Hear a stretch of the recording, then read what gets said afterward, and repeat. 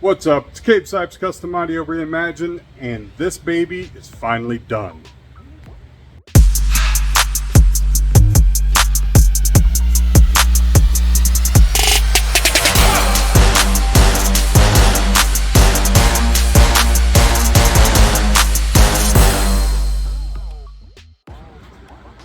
So the customer just showed up. He just sat in the vehicle. We've spent about the last hour tuning it, going through it. He's a musician, so he knows what he likes and has certain ways he wants things to sound. Got it all taken care of, did all the time alignment, had him sitting in the car, and he's happy. So it's all taken care of. So yes, the first DSP was no good, and the second DSP took care of that. I went ahead and also pulled the seats back out. I pulled everything and put all new RCAs in because I was running so much DC current shot through those RCAs. I didn't want to risk that the RCAs might have got damaged, especially because this customer lives so far away. I didn't want him a week later to tell me he had things happening or problems popping up. So I went ahead and replaced all the RCAs in here again. Got it all taken care of. Thank God. Now, what are my thoughts?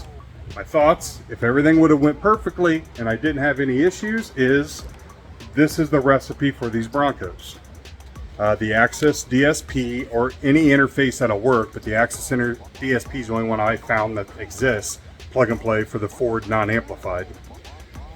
The audio control 4.300 4 channel underneath the driver's seat, audio control 1.300 underneath the passenger seat. These are the ACM series, the little small ones. Little box laying here somewhere. Yeah, I'll show you what they are. So right here, the ACMs, these are what I use because they're small, compact, and they go right under the seats. So you can see there's the install of the 4 channel, and then there's the mono block. So they fit, slide the seats back, and they're gone, disappear, and they're great. Then the kicker, KS is the series I prefer. The KS 4-inch in the dash, KS 4-inch in the rears, and the KS 6.5 in the kick panels. And then I was using the Kicker Comp RT downfire subs, which they sound awesome.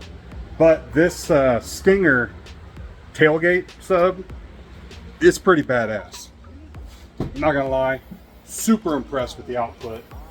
I really wasn't expecting what I got out of this. I kind of thought it was gonna probably fall on its face. I didn't think it would be as good as the Kicker Comp RT downfire, just because those things have always given me like a nice deep bass, but this thing is awesome. So if you have a Bronco and you don't want to lose any space on your floor, that's like a hands down, there's no question, go with the Stinger 12-inch sub.